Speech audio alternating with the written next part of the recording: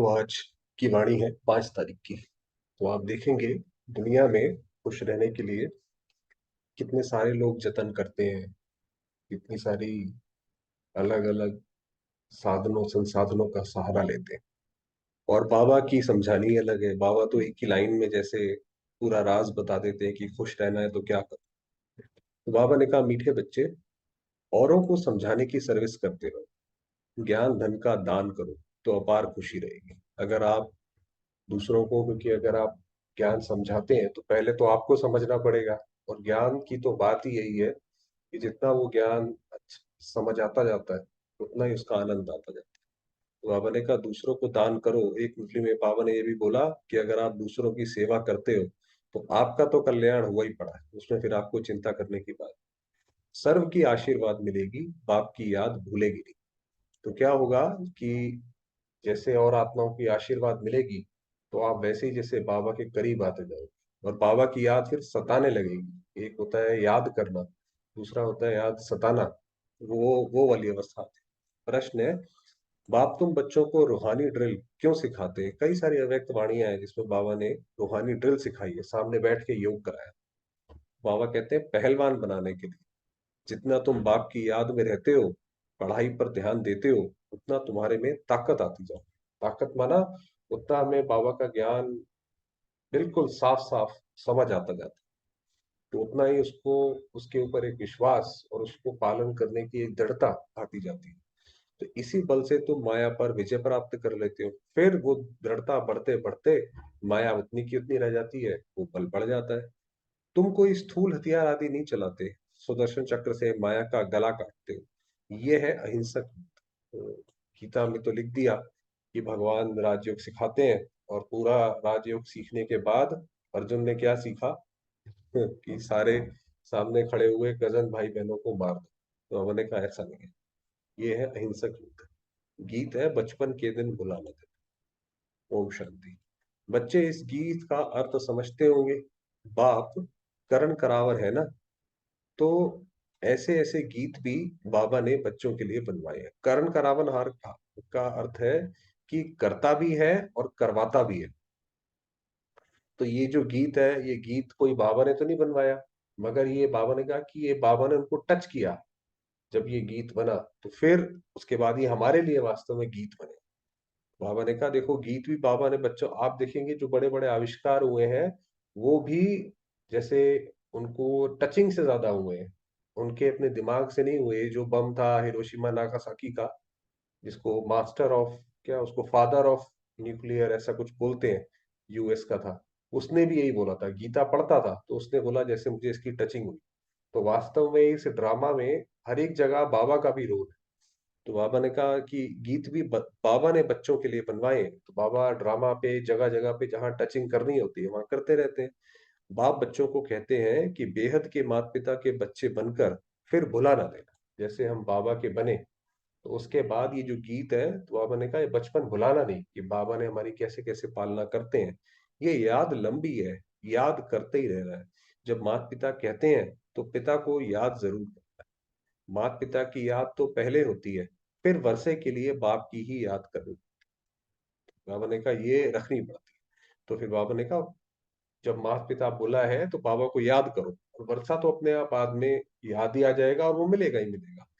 लिखा हुआ भी है, डीटी सॉवरेंटी तुम्हारा ईश्वरीय जन्म सिद्ध अधिकार है। पहले जो सेंटर होते थे उन सेंटरों पे ये लाइन लिखी होती थी, ये स्लोगन लिखा होता था कि डीटी sovereignty is your birthright. तो माना ये तो हमारा जन्म सिद्ध अधिकार है, हमने जन्म लिया, बाबा के पास हमारा जन्म हुआ, तो डीटी सॉवरेंटी देवी देवता घराने में तो आ गए। परमपिता परमात्मा है विश्व का रचयिता, तो जरूर स्वर्ग नई दुनिया ही रचेंगे। बाप कभी ऐसे नहीं कहेंगे कि हम पुराना घर बनाते हैं, हमेशा नया घर ही बनाते हैं। पुराना बनाने का अक्षर कभी नहीं निकलता कि भगवान आए, भगवान ने पुरानी दुनिया रची। ऐसा कभी नहीं कोई बोलेगा कि हमने घर खरीदा या हमने घर बनाया तो हमने पुराना घर बनाया, ऐसे तो कोई नहीं बोलेगा। बेहद का बाप भी नई दुनिया ही रचते हैं। अब बच्चे जानते हैं हम माता पिता से वर्षा पाने श्रीमत पर चल रहे हैं। ये है बुद्धि की यात्रा। बुद्धि की यात्रा माना हमारी बुद्धि जो है जितना ज्यादा ये ज्ञान योग होता जाता है, हमारी बुद्धि उतनी ज्यादा दिव्य दिव्य दिव्य बनती जाती है। तो ये है बुद्धि की यात्रा। वह जिस्मानी यात्राएं तो जन्म जन्मांतर करते आए हैं और घड़ी घड़ी करते रहते हैं। ये रूहानी यात्रा एक ही बार होती है। आपको पता है रूह में इतनी ताकत है, जब आत्मा शरीर छोड़ती है तो कहीं पे भी जाके, जहाँ पे उसने जन्म लेना है वहां पे जाके 1 मिनट में 1 सेकंड में पहुंच सकती है, मगर परम धाम नहीं जा सकती, क्योंकि उसके ऊपर भी एक जो है कर्मों का बंधन या अपने विचारों का बंधन, जो संकल्प का बंधन है वो जरूर है। तो बाबा ने कहा, और ये रूहानी यात्रा से वो संकल्प या बंधन हमारे कटते हैं। तो यात्री पंडे को कभी भूल नहीं सकते। पंडे माना गाइड। भाई कोई यात्री जा रहे हैं, टूरिस्ट जा रहे हैं, तो अपने गाइड को थोड़ी भूलेंगे, उसका तो और ही नंबर नंबर लेके रखते हैं। अथवा बच्चे माता पिता को कभी भूल नहीं सकते। ऐसे ही हमारी भी जो ये यात्रा है, हमारा बाबा हमें ले जा रहा है यात्रा पे, तो उसका सब कुछ रखो अपने पास, कॉन्टेक्ट डिटेल्स। तुम हो पांडव सेना, सुप्रीम पंडा है शिव बाबा। हम पांडव सेना, पांडवपति के साथ साथ चल रहे हैं। तुम हो उनके बच्चे। अब ये बताया कि हम चल तो रहे हैं, तो हम कौन है? फॉलोअर्स है, स्टूडेंट है, क्या है? तो बाबा ने कहा तुम हो हमारे बच्चे। बद्रीनाथ व अमरनाथ पर जाते हैं तो बुद्धि में यात्रा ही याद रहती है। जैसे विलायत से लौटते हैं तो फिर अपना बर्थ प्लेस ही याद रहता है, खुशी होती है कि हम घर जाते हैं। तुम बच्चे भी जानते हो, अपने बेहद घर स्वीट होम में हम जाते हैं। और मैंने कहा जैसे उनको याद रहती है, कोई व्यक्ति अपने घर वापस आ रहा हो विदेश से, तो उसको अपना घर याद आता रहता है कि वो ऐसा था वैसा था, यहाँ पेड़ था, वगैरह वगैरह। ऐसे ही हम भी जब जा रहे हैं परम धाम, तो हमें भी वही सब याद आता जाता है धीरे धीरे। बाबा ने कहा जैसे जैसे आप आगे बढ़ोगे, आपको स्वर्ग के नजारे आपके सामने दिखाई पड़ते रहेंगे। तो विकर्मा जीत जरूर बनना है। ये बाप ही आकर सिखलाते हैं कि विकर्मों पे जीत कैसे पानी है। वरना आज के समय में तो हर एक कलयुग में आत्मा वो चाहे ना चाहे विकर्म वो करती ही रहती है। हर चीज में विकर्म है। हम आपको बताएं, हर चीज में ऐसी कोई चीज नहीं है। ये फैशन की वजह से भी इन्वायरमेंट के ऊपर बहुत बहुत जो है इम्पैक्ट आता है। अब कपड़ा तो हर एक कोई पहनता ही है, तो उसमें भी एक तरीके से देखा जाए छुपा हुआ एक छोटा मोटा विकर्म है। तो कहते हैं सिवाय याद और योग के तुम्हारे विकर्म विनाश हो नहीं सकते। योग की महिमा बहुत है। प्राचीन भारत का योग गाया हुआ है, पुराने ते पुराना। सतयुग है, नई दुनिया। तो इस समय पुरानी दुनिया में पुराना योग सिखलाते हैं। भाई इस समय तो जो योग सिखलाते हैं, वो तो बस या तो फिजिकल योगा सिखा लेंगे, हाथ पैर यहाँ कर लो, ऊपर कर लो, नीचे कर लो, या ज्यादा से ज्यादा बहुत कहेंगे भाई अपनी श्वास को देख लो। इसके अलावा तो दुनिया में कोई तीसरी चीज तो है नहीं। तो बाबा ने कहा वो पुराना योग है। योग की महिमा बहुत है। बाप यह योग सिखलाकर जाते हैं, फिर भक्ति मार्ग शुरू होता है। तुम कहेंगे प्राचीन योग मनुष्य मनुष्य को कभी सिखला ना सके। ये जो प्राचीन योग है, ये कोई भी मनुष्य मनुष्य को नहीं सिखला सकता। और सभी अनेक प्रकार के योग मनुष्य मनुष्य को सिखलाते हैं। दुनिया में तो 15-16 तरीके माइंडफुलनेस प्रैक्टिसेस है। तो बाबा ने कहा वो तो सिखाते रहेंगे।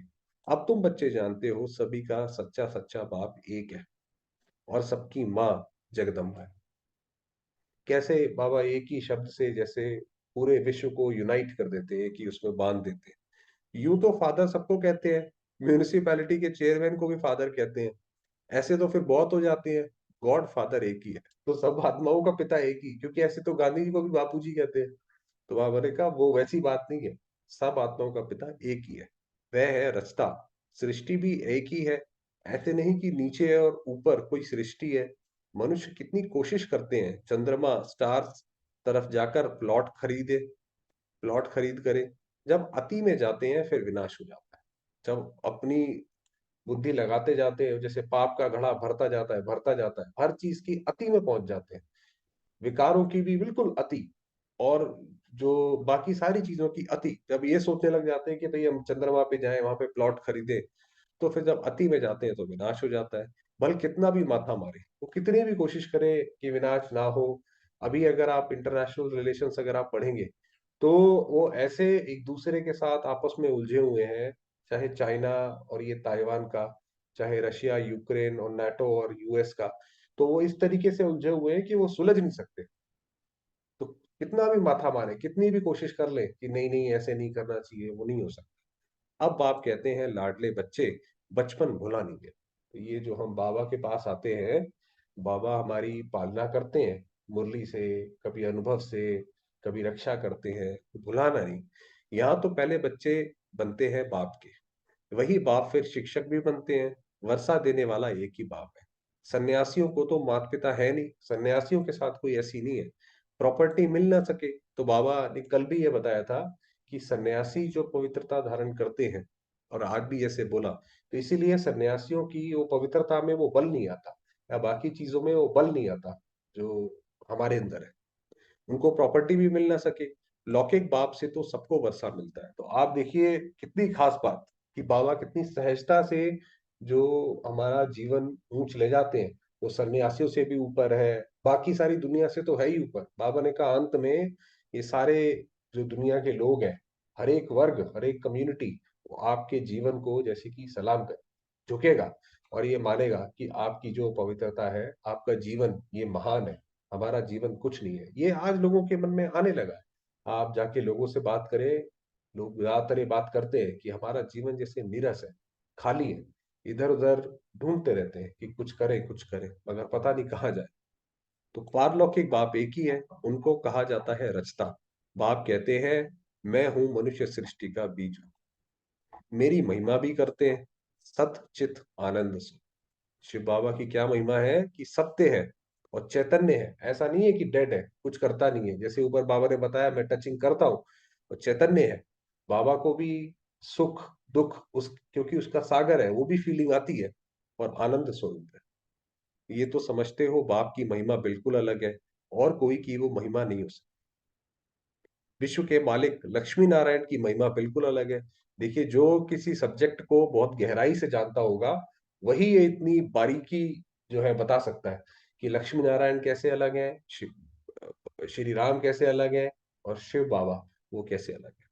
उनकी महिमा गाते हैं सर्वगुण संपन्न जो लक्ष्मी नारायण की, अहिंसा परमो धर्म, मर्यादा पुरुषोत्तम, पहले नंबर में स्वर्ग के महाराजा महारानी की, सबसे पहले उनकी महिमा।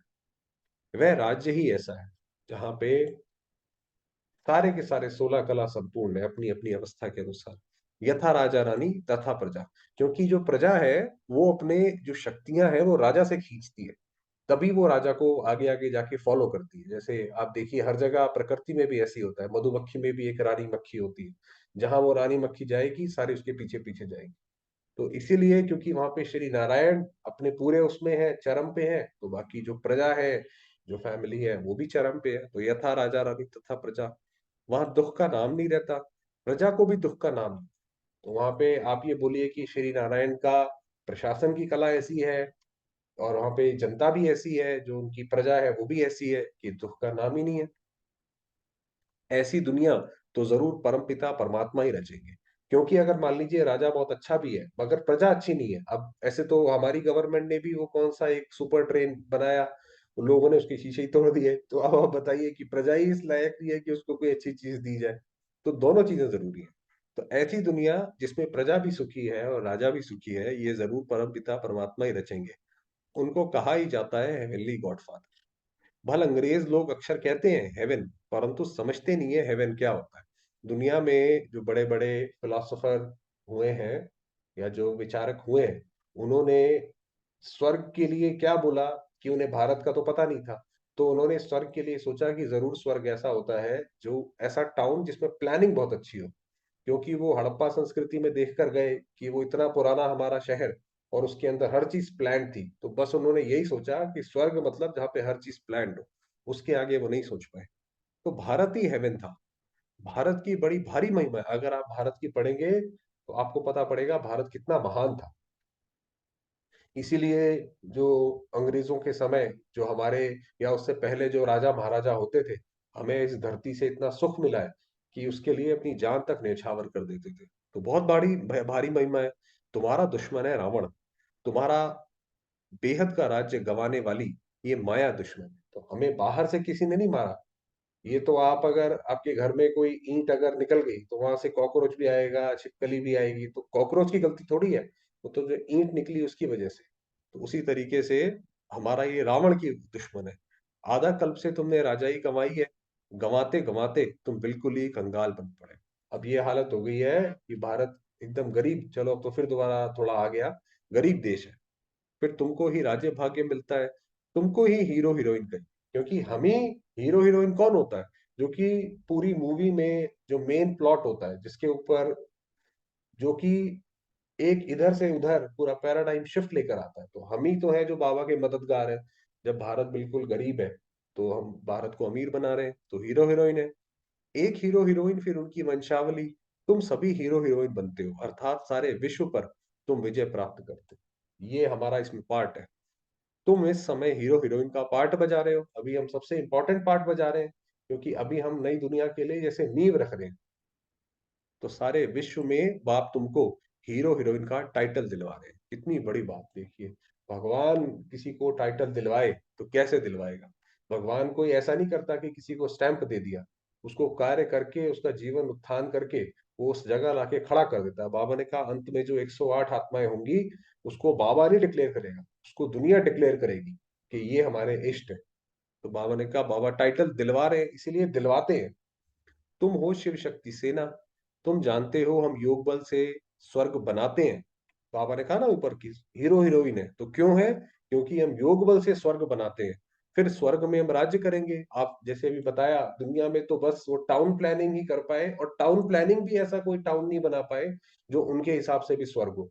और यहाँ पे तो हम पूरी प्रकृति को भी परिवर्तन करने का कार्य कर रहे हैं, तो इसकी कितनी बड़ी बात है। तो इसलिए हम हीरो हीरोइन है।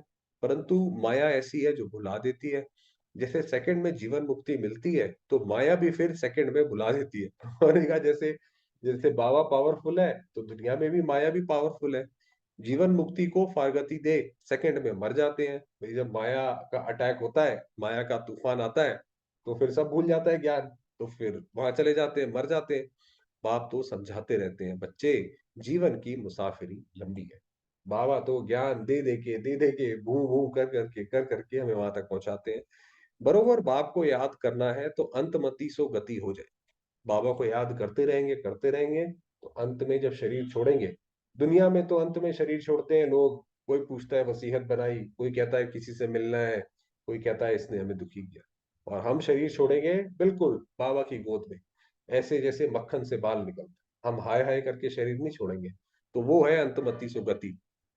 जिस माता पिता से बेहद का वर्षा मिलता है, उनसे अगर मुंह मोड़ा तो फिर उस तरफ चले जाते हैं। तो बाबा के अगर हम अपोजिट हुए, तो फिर तो समझो वहां पे चले गए।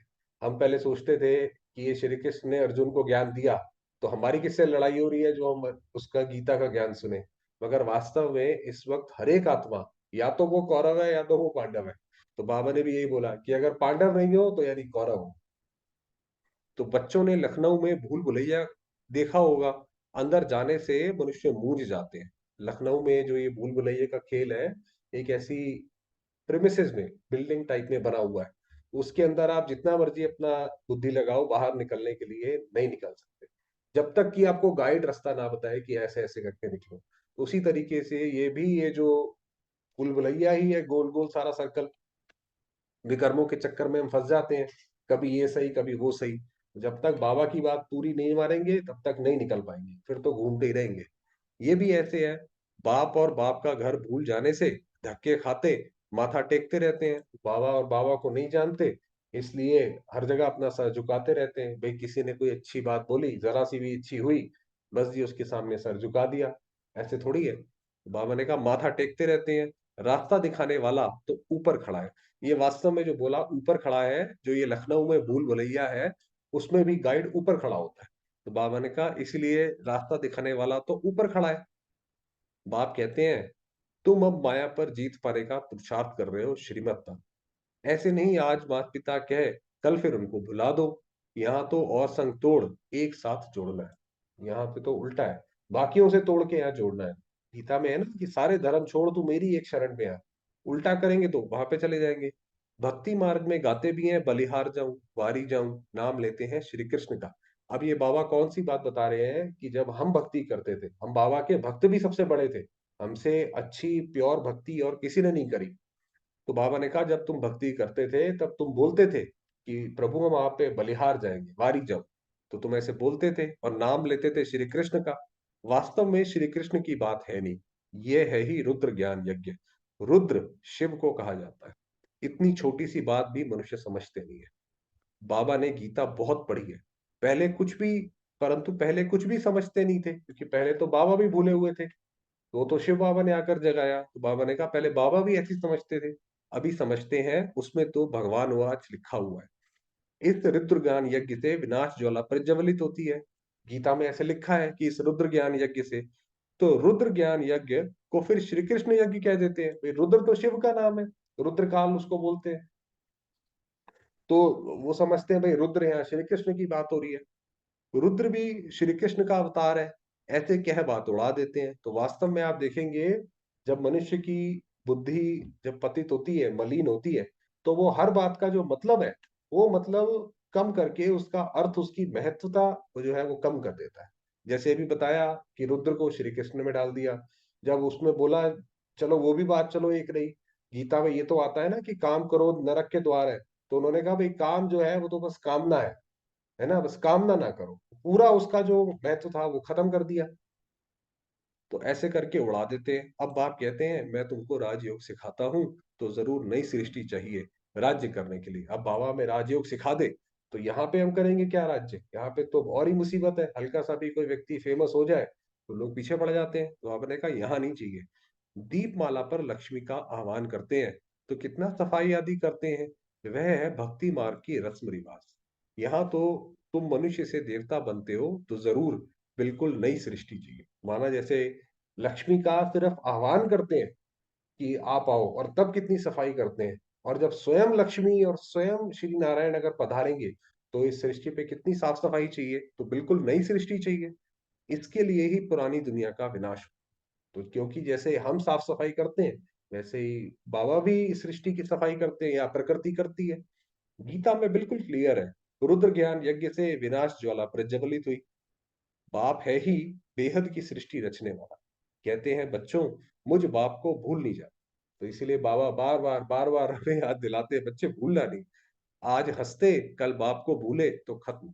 आज बाबा के साथ है, हमारा जीवन बहुत अच्छा है दुनिया के हिसाब से, चाहे हमें बेशक उस चीज का अनुभव ना हो, मगर बहुत बहुत अच्छा है। मगर दुनिया में एक बार चले गए, फिर तो बहुत दिक्कत है। तो बाबा ने कहा फिर खत्म। फिर इतना रोना पड़ेगा जो कभी नहीं रोया हो। ये बाबा ने बताया कि दुनिया में एक बार चले गए, एक बारी महल से बाहर निकल गए और दुनिया में चले गए, फिर तो हम अपने ऊपर ही हैं। फिर तो ना कोई मदद करने वाला, ना कुछ करने वाला। बाबा को भी जितना मर्जी करते रहे, वहां तक पहुंच नहीं पाएंगे। बादशाही गंवा बैठते हैं, बड़ा घाटा पड़ जाएगा। घाटे वाले मनुष्य की शक्ल पीली हो जाती है। अभी आप देखेंगे दिनों दिन तो ये समय आता जा रहा है, तो हमारा ही देखा देखा है कि जैसे जैसे समय आगे बढ़ रहा है, वैसे बाबा के बच्चे और जो दुनिया वाले लोग हैं, आप शक्ल देख के बता सकते कि ये जो है कौन बाबा के बच्चे हैं। तो बाप कहते हैं पारलौकिक बाप और वर्षे को भुला नहीं देना, औरों को समझाने की सर्विस करते रहो। सर्विस में बिजी रहने से फिर भूलेंगे। अब बाबा ने जैसे जैसे नुस्खा बताया कि कैसे नहीं भूलोगे। धन दिए धन ना खोटे, जितना दान करेंगे उतना खुशी का पारा चलेगा। और दान, इसके दान में लग जाओ बस। औरों की आशीर्वाद तुम्हारे सिर पर होगी। कहेंगे ऐसे पंडे पर तो बलिहार जाऊं, तो और लोगों की आशीर्वाद, आत्माओं की आशीर्वाद आपको मिलेगी। तो फिर उनके मन से ये निकलेगा कि देखो ये कितनी अच्छी सेवा करते हैं। जिसने स्वर्ग का रास्ता बताया, यहाँ प्रैक्टिकल में बाप का शुक्रिया माना जाए। उसी तरीके से हम भी बाप का शुक्रिया मानते हैं। बाप कहते हैं बेहद की शांति सदा काल के लिए देने वाला तो मैं ही। आप सोचिए, बाबा से हमें इतना मिला है कि तभी जब हम भक्ति में बाबा को याद करेंगे, तो हमारी भक्ति भी चरम की होगी। और जो काशी कलवट जो खाते थे पहले, कि भगवान के नाम पे उस कुएं में कूदते थे जिसमें तलवार लटकी होती थी, और शिव पे बलि चढ़ते थे, तो वो भी हम ही चढ़ते थे, क्योंकि हमें शिव बाबा से सब कुछ इतना सब मिला है। तो बाबा ने कहा वो देने वाला मैं ही हूँ। मैं तुमको ऐसे कर्म सिखलाता हूँ जो कभी दुख अशांति हो नहीं सकती। कि आप अपना तो छोड़ो, जानवरों में भी दुख अशांति नहीं होगी। कर्मों की गति बड़ी गहन है, बड़ी गहरी है कर्मों की गति। आप कहते हैं मैं तुमको कर्म अकर्म विकर्म का राज समझा। कि दुनिया में तो लोगों को लगता है भाई किसी को आपने खाना खिला दिया, बहुत बड़ा पुण्य कर दिया। अरे भाई खाना तो खिलाया, मगर वो व्यक्ति ने खाना खाने के बाद क्या करा? किसी की चोरी करी, किसी के यहाँ डाका डाला, तो वो तो विकर्म बन गया। तो बाबा ने कहा इसलिए बड़ी गहन है। सतयुग में कर्म विकर्म होता नहीं। सतयुग में जो भी एक दूसरे से लेन देन है, वो विकर्म की नहीं होती। कोई भी आत्मा दूसरे से जब डील करती है तो अपना स्वार्थ नहीं रखती उसमें। कर्म अकर्म होता है क्योंकि वहां माया है। वहां पुण्य भी नहीं होता, वहां तो अकर्म है क्योंकि किसी के पास कोई चीज की कमी नहीं है। बस आपने जैसे एक नाम मात्र के रूप से आपस में लेन देन करी है, तो इसलिए वहां पे अकर्म है। अभी तो माया का राज्य है, इसलिए कर्म विकर्म बन जाता है। तो वो जो भी कर्म करते हैं, वो कर्म का बीज ही जैसे हम विकारों के ग्रसित होकर करते हैं, तो उसका बीज ही जैसे वो खराब है। अभी तुम ड्रिल सीख रहे हो और पहलवान बन रहे हो, ये पढ़ाई तो अंत तक है। भावरे का ये पढ़ाई तो अंत तक चलेगी। जितना पढ़ेंगे उतनी ताकत मिलेगी, वृद्धि को पाते रहेंगे। तो भावरे का ऐसे ऐसे। बाकी समय हुआ है, वरदान मांगते हैं। वरदान दिया, साथ रहेंगे, साथ जिएंगे। देखिए बाबा का वरदान, जैसे वो पहले टीवी वगैरह में दिखाते थे कि देवता प्रकट हुए और बोला आयुष्मान भव ऐसे करके, बाबा ने भी बोला साथ रहेंगे साथ जिएंगे, इस वायदे की स्मृति द्वारा कंबाइंड रहने वाले सहज योगी। आप बच्चों का वायदा है कि साथ रहेंगे, साथ जिएंगे, साथ चलेंगे। हमारा ये ब्रह्मा बाबा से वायदा है कि हम आपके साथ ही रहेंगे। ये संगम युग क्या, पूरे कल्प हम हम जो श्री नारायण की आत्मा है उसके आसपास ही रहेंगे। इस वायदे की स्मृति में रख, इस वायदे को स्मृति में रख, बाप और आप कंबाइंड रूप में रहो। तो माना जैसे ब्रह्मा बाबा को हमेशा ये रहता था कि शिव बाबा मेरे से कंबाइंड है, ऐसा ही हम भी रहे कि शिव शक्ति में कंबाइंड हूँ। तो इस स्वरूप को ही सहज योगी कहा जाता है। तो वो तो जैसे फिर योग लगा ही हुआ है, हमेशा कंबाइंड है। तो योग लगाने वाले नहीं, लेकिन सदा कंबाइंड अर्थात साथ रहने वाले। तो हमेशा जैसे बाबा साथ ही है, ऐसे साथ रहने वाले ही निरंतर योगी, सदा सहयोगी।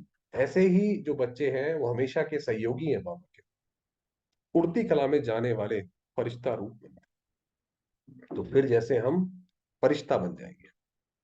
स्लोगन दिया, क्वेश्चन मार्क का टेढ़ा रास्ता लेने के बजाय, क्वेश्चन मार्क का रास्ता मतलब ये क्यों हुआ, ऐसा किस लिए हुआ। जब बाबा ने बता दिया ये ड्रामा कल्याण का, ये ड्रामा ऐसे होता है, तो उसके फिर क्यों क्या क्यों उठाना। जो हो रहा है बहुत कल्याण, क्वेश्चन मार्क नहीं उठाओ। जरूरी है वो काम करो, क्वेश्चन मार्क नहीं उठाओ। कल्याण की बिंदी लगाना ही कल्याणकारी बनता है, कि बस इसमें भी कल्याण है, बिंदी लगा दी बस। कैसे है, क्या है, कब होगा, आज होगा, कल होगा, वो बाद में देखेंगे। पहले अपने आप को उसमें शांत कर। ऐसे चलिए, समय हुआ है, थोड़ा बाबा को याद।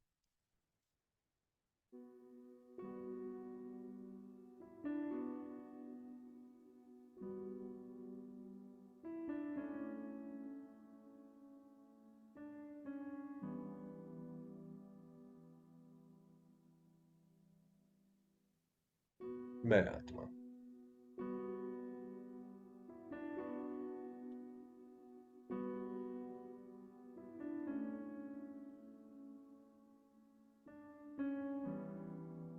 प्रकाश का गुण,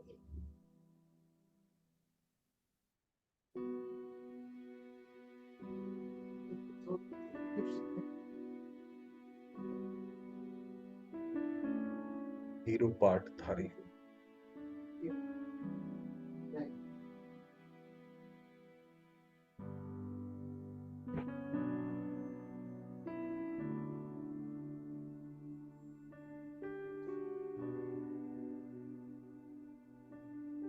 मुझे आत्मा का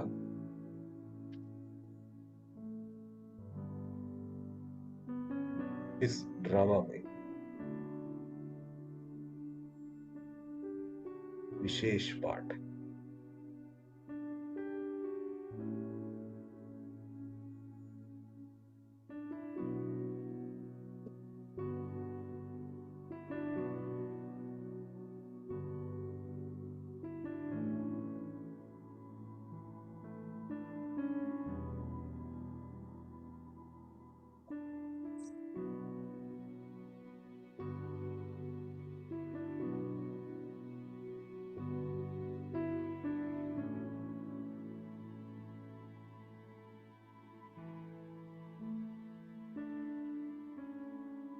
मेरे बाबा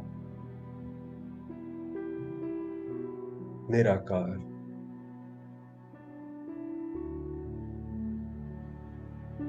स्वयं साक्षात शिव।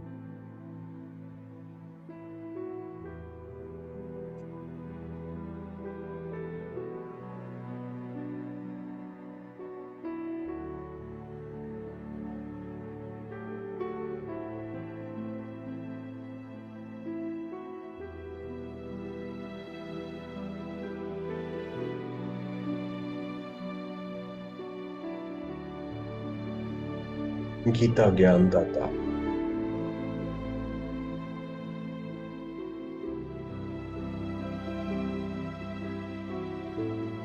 परम धाम निवासी,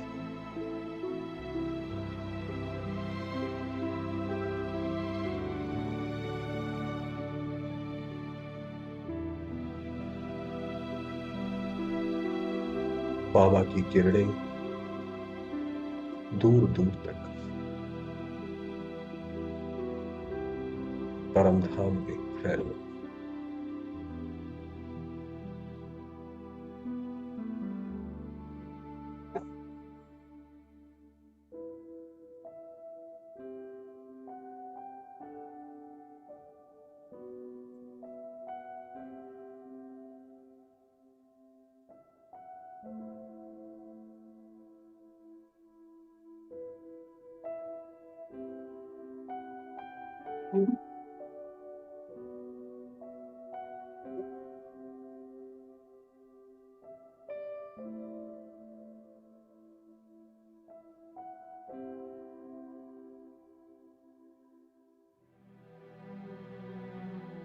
मैं आत्मा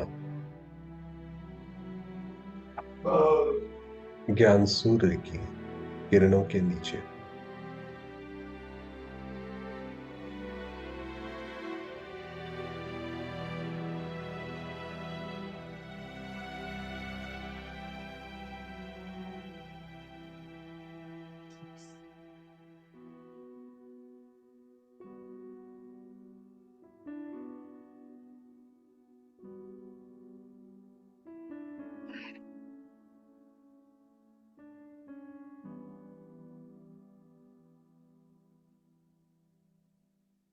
प्यारे बाबा की डायरेक्ट रचना,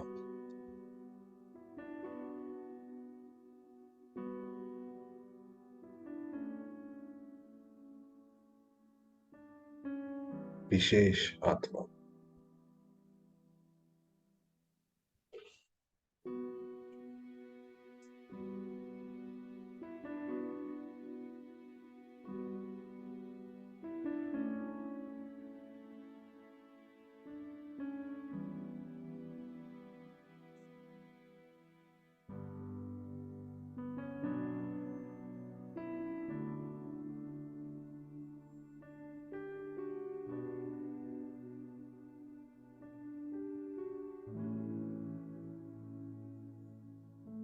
सुख शांति का लाइट हाउस,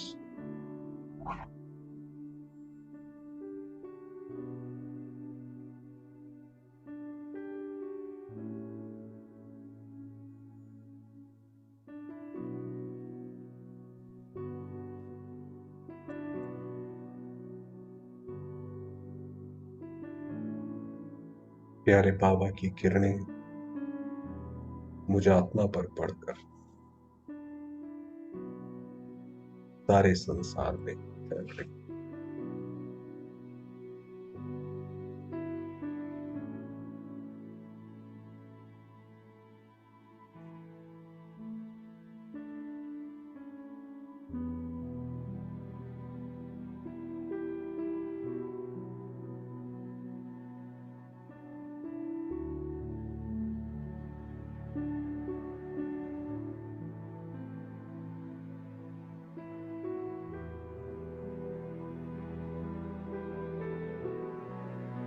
सारी सृष्टि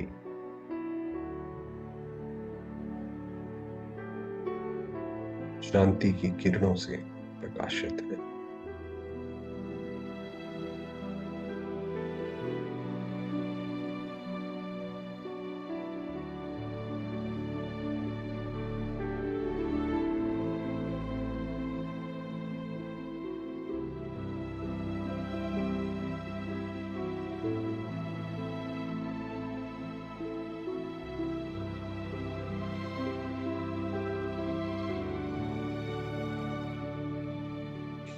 सर्वात्माएं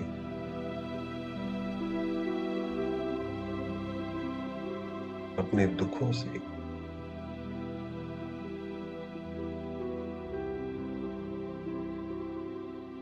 बीमारियों से,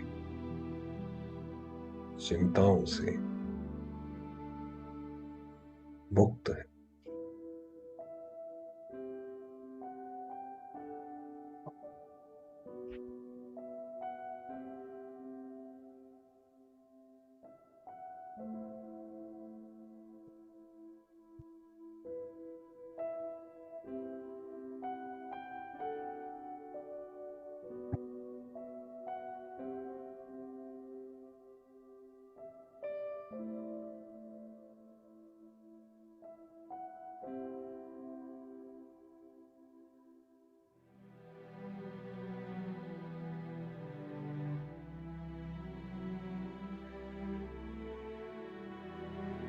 मैं आत्मा,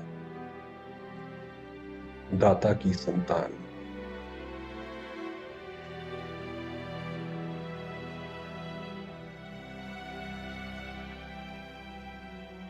सर्वात्माओं की इष्ट हूं।